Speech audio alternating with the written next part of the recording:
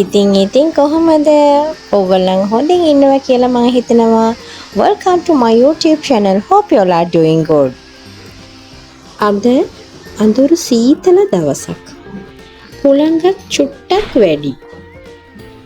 මට දැනෙමින් තිබුණා මගේ හිත නොසන්සූ කියලා.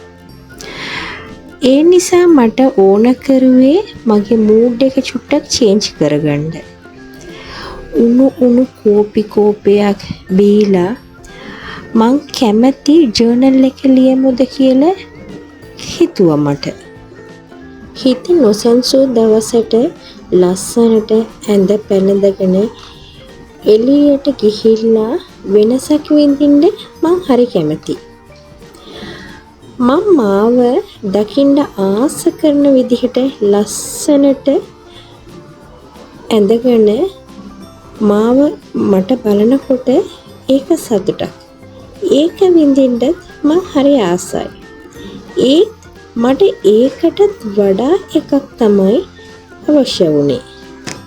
මිනිස්සු වෙච්ච අපි අවට ලෝකයේ සතුටු කරන්න කලින් තමන්ව සතුටින් තියාගන්න ඕනේ කියලයි මං හිතන්නේ. මං හරි නේද? මගේ සතුටු ලෝකයේ තියෙන්නේ මගේ ගෙදර.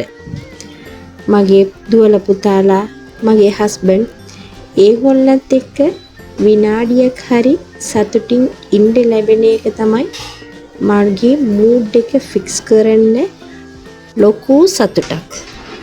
තමන්ගේ හිත නොසන්සූ වෙලාවකදී රිකවර් කරන්න පුළුවන් කෝකෙන්ද කියලා කල් තියා දැනගෙන ඉන්න ඕනේ. මට මේක කරුවොත් ඇත්තටම මගේ මූඩ් එක චේන්ජ් වෙනවා. මං රිලැක්ස්. එහෙම කියලා මොනවා හරි ඕගොල්ලන්ට තියෙන්න ඕනේ. මගේ වීක්නස් එක තමයි මගේ බබාලා. මගේ හස්බන්ඩ්.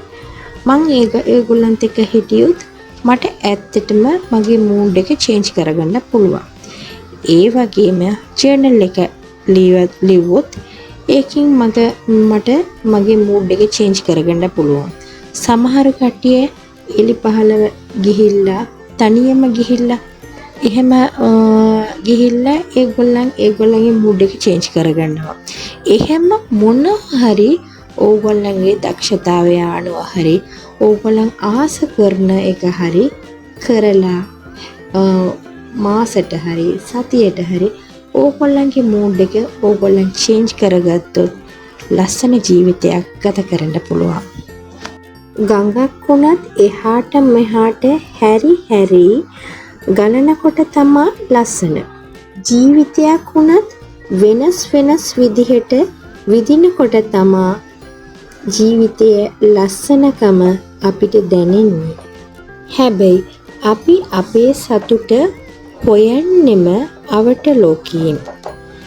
අපි හැම තිස්සෙම බලාපොරොත්තු වෙන්නේ තවත් කෙනෙක් අපිව සතුටින් තියයි කියලා. අපිව උපරිමින් තේරුම් ගනී කියලා. ඒත් හැබැයි ජීවිතේ හැම තිස්සෙම එහෙම වෙන්නේ නැති හින්දා තමන් වෙනුවෙන් වෙලාවක් වෙන් කිරීම ජීවිතේ විඳින්නම ඕනේ දෙයක්. මං කියන එක හරිනේ? මගේ ජීවිතේ මං වෙනුවෙන් පැය එකමාරක් මාසෙට දෙසරයක් ගන්නවා. ඒක මං යොදන්නේ ඒ වෙලාවට තමයි. මට මේ විදිහට තමයි ඉන්න ඕනේ. හැමදාමත් බබාලාත් එක්ක නෙමෙයි. තනියම සමහර වෙලාවට ඉන්නවා. සමහර වෙලාවට මම ලියනවා. සමහර වෙලාවට උයනවා. මොනවා හරි මං සතුටින් ඉන්නවා. ඒක තමයි. එතකොට තමයි අපිට අපේ ජීවිතේ අපේ බබාලත් එක්ක සතුටින් අපේ සැමියත් එක්ක සතුටින් ඉන්න පුළුවන්. කතාව රොටි එක හදලා ඉවර කරන්න ළඟයි. චුට්ටක් කතා වැඩි වුණාද? නැහැනේ. අද මම කරන්නේ කොටන් රොටි. ඒ කොටන් රොටි එකට අවශ්‍ය කරන්නේ හාල් පිටි කෝප්පයක්. මම හරියට හාල් පිටි කෝප්පයක් ගත්තා. ඒකට පොල් තෙල් තේ හැඳි 2ක් දැම්මා. ඉන්පස්සේ අවශ්‍ය පරිදි ලුණු දාලා ඒකට කෝප්පේ එකක් හාල් පිටි ගත්තොත් එකමාරක් වතුර. ඒ වතුරේකට තෙල් ලුණු දාලා බොයිල් කරන්න දැම්මා. ඉන්පස්සේ ඒක බොයිල් වෙනකොට පිටි එක දාලා පිටි එක මම මික්ස් කරගත්තා. ඉන්පස්සේ ඒ රස්නේ අපිට රොටි එක හදන්න බෑ. චුට්ටක් විනාඩි 5ක් විතර බහලා තිබ්බා. ඉන්පස්සේ ආයෙත් වෙන බෝල් එකට චේන්ජ් කරලා ඒක අතේ ඇලවෙන්නේ නැති ගානට මම ඒක හරියට මික්ස් කරගත්තා. ඉන්පස්සේ තව පොඩි වෙලාවකින් පොඩි බෝල් එක අරන් ඒක පිටි තවරලා තමයි අපි රොටි එක හදන්න ඕනේ. ඒකට මොනවද කියන්නේ කියලා මන් දන්නේ නැහැ. රොටි එක හදන්න ඕනේ පිටි චුට්ටක් තවරලා තමයි. ඊපස්සේ ඒක ලස්සනට සයිස් එකට කපා ගන්න මම ලන්ච් බොක්ස් එකක් තමයි දාලා කපා ගත්තේ. ඔක්කොම කරලා ඉවර වෙච්චෙන් පස්සේ ඒක පුච්චලා ගන්න පුළුවන්. ඒක ඇත්තටම හරි සොෆ්ට් කොටන් එකක් වගේ තමයි. පුළුන් කැල්ල වගේ තමයි ඒක කනකොට. මම අද හරියට වැස්ස නිසා මූඩ් එකක් චේන්ජ් කරගන්න ඕනේ නිසා මම මේක අද තමයි කරලා බැලුවේ. ඇත්තටම හරිම රහට තිබුණා. ෆ්‍රිජ් එකේ කරි එකක් තිබුණා. දුව පොඩි කට්ට සම්බෝලයක් විතරක් හැදුවා. එච්චරයි. පොඩි කෙනාට බිත්තරත් එක්ක තමයි දුන්නේ. ලොකු පුතා නම් චුට්ටක් ඇඹුල් මිරිස් ඔක්කොටම ආසයි. පොඩි එකනා එහෙම කන්නේ නැති නිසා බිත්තරත් එක්ක තමයි එයාට දුන්නේ. අනිත් එක මම මේ කට්ට සම්බල් හදන්න දාන්නේ green chili, onion, කටර කුඩු, අනිත් එක බිලිංග කියන්නේ ඒ බිලිංග දාලා salt ඔක්කොම දාලා හොඳට blend කර ගන්නවා. එච්චරයි. උඹලකට තිබුණොත් උඹලකටත් දානවා. හරිම රහයි. රොටිත් එක පොල් රොටිත් එක්ක නම් මේක සුපිරි. මම හැමදාම පොල් රොටි කනවා නම් ඒක හදනවමයි. එදා මහත්තයා එන්නේ නැහැ කියලා තමයි කියලා තිබුණේ. ඒත් මහත්තයා ආවා. මහත්තයට මේ අලුත් කෑම ජාති චුට්ටක් අල්ලන්නේ නැහැ. එයා කිව්වා එයාට ආටම රොටි හදලා දෙන්න කියලා. ඊපස්සේ මහත්තයට ආටම රොටි ටක් ගාලා හදලා අපි දවල් කෑම එදා එහෙම තමයි ෆිනිෂ් කරුවේ. කෑම එක කාලා ඉවර වෙච්චෙන් පස්සේ මහත්තයා කිව්වා මට නම් තේ එකක් බොන්න ඕනේ මේ සීතල වෙලාවට හදලා දෙන්න කියලා. ඊපස්සේ ඩුවටක් ගාලා ගිහිල්ලා තේ එකක් වක් කරගෙන ආවා. එහෙම තමයි එදා අපේ දවල් වරුවේ තිබුණේ. ඇත්තටම සීතලයි එළිය වැස්ස. එදා දවසම වැස්ස තමයි. ඒ වහින වෙලාවේ දවල් කෑම ඔක්කොම ඉවර කරලා කතා කරගෙන හිටියා රූම් එකේ කට්ටියටම නිින්ද ගිහිල්ලා. චුට්ටක් පරක්කු වෙලා තමයි ඇහැරුනේ. එතකොටත් හරියට වැස්ස.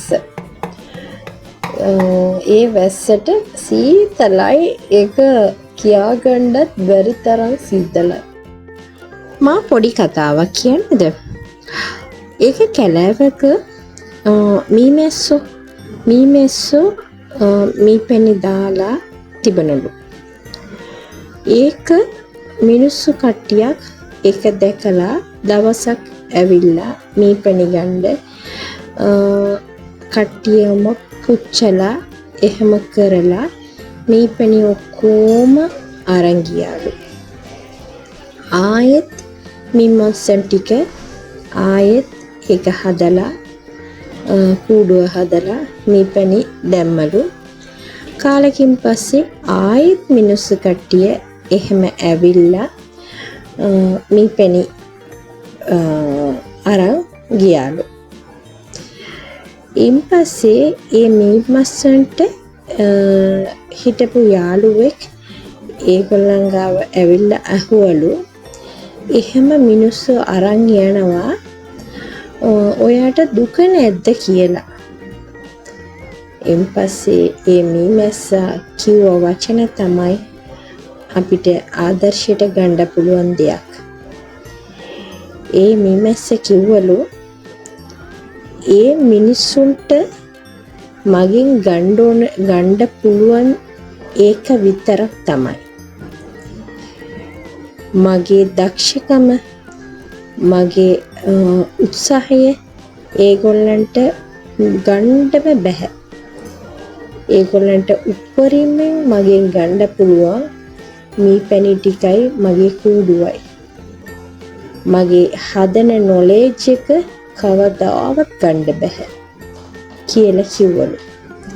ඇත්තටම බලන්න එතන ඒ මීමැස්ස කිව්ව දේ අපේ ව්‍යාපාර ඔක්කොම ලොස් කියත් අපිට අපේ දක්ෂකම තියනකම් අපිව වටන්න කාටවත් බෑ. ඒක තමයි ඇත්ත කතාව.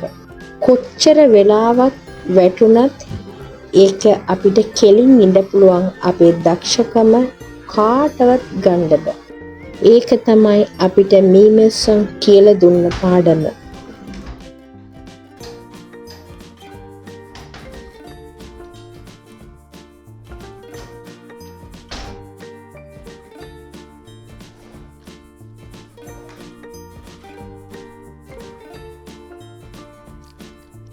රෑ කෑමට මහත්තයා පාන් තමයි අද අරන් ආවේ. ඊන් පස්සේ මම ටක් ගාලා පොල් සම්බෝලය එකක් හදන්න ලෑස්ති කරගත්තා. ඊන් පස්සේ පොල් සම්බෝලේ නම් හැදුවේ අපේ මහත්තයා තමයි. එයා තමයි ඔක්කොම මම ලෑස්ති කරලා දුන්නට එයා තමයි අනිත් වැඩේ ඔක්කොම කරුවේ.